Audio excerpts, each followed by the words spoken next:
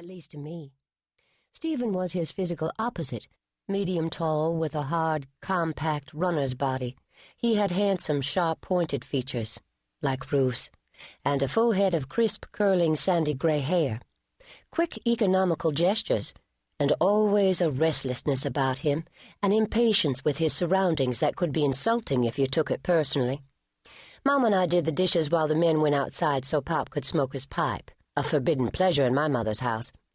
I watched them idly through the kitchen window, standing beside the wrought-iron table in the late August hush, their shoulders hunched, chins pulled into the collars of their short-sleeved shirts. They didn't have much to say to each other, but then they never did.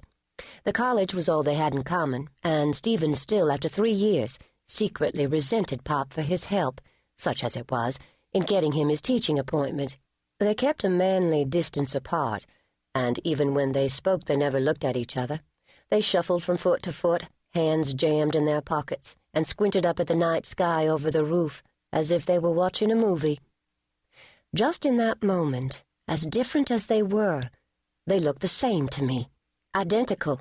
I had my hands in hot water, but I remember the coldness that came into me, like the flat of a blade on bare skin. The chill thought crept in that they were the same. Impossible. Stephen had stubbornness in him, a temper, a mean streak. Stephen was alive.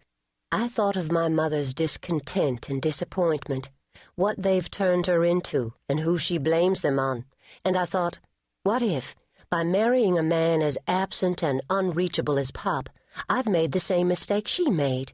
Not a similar mistake, the exact same mistake. So I started a fight. Unlike my father, Stephen could give as good as he got, better. His trusty weapon, cold, withering logic, always trounced my teary, incoherent furies. No contest, a sword fight with a balloon. But that night I didn't care. I wanted noise, racket, action. I waited until we were driving home on Clay Boulevard, a straight, well-lit stretch of 4-lane highway, no distractions. It didn't matter to me what we fought about, but I was tired, and driving Ruth to her soccer game in Charlottesville on Saturday would mean getting up at 6 in the morning, so I chose that. Stephen never said a word. It's been 4 months and I can't recall anything he said that night in the car. That makes me inexpressibly sad. I, on the other hand, had quite a lot to say before he rolled down the window, the first indication that something was wrong. It was chilly.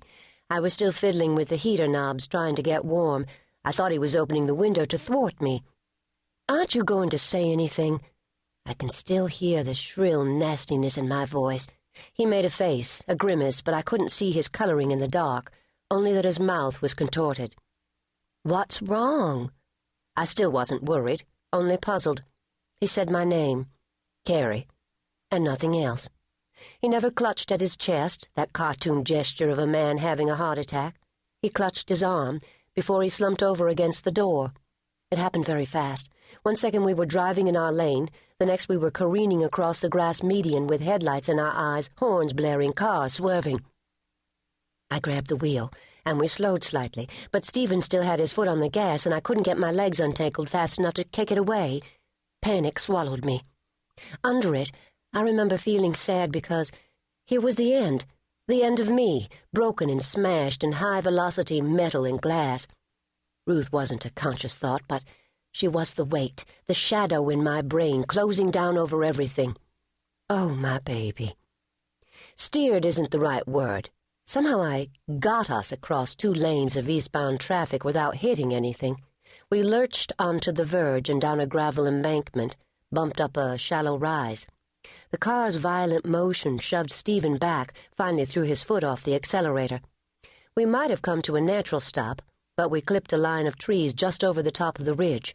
The car spun around when the bumper caught and smacked in back against a tree trunk. My head hit something, I think the window on my side before the door snapped open. My seatbelt kept me from flying out. Lights. Noise. I was out cold until 2 boys, Remington students, unbuckled me and pulled me out of the car. They wouldn't let me sit up, made me lie flat on the ground. "Where is my husband? How is he, my husband?" They wouldn't say. Then the police, the ambulance, the rescue squad truck. "Is my husband dead?" I asked a young man.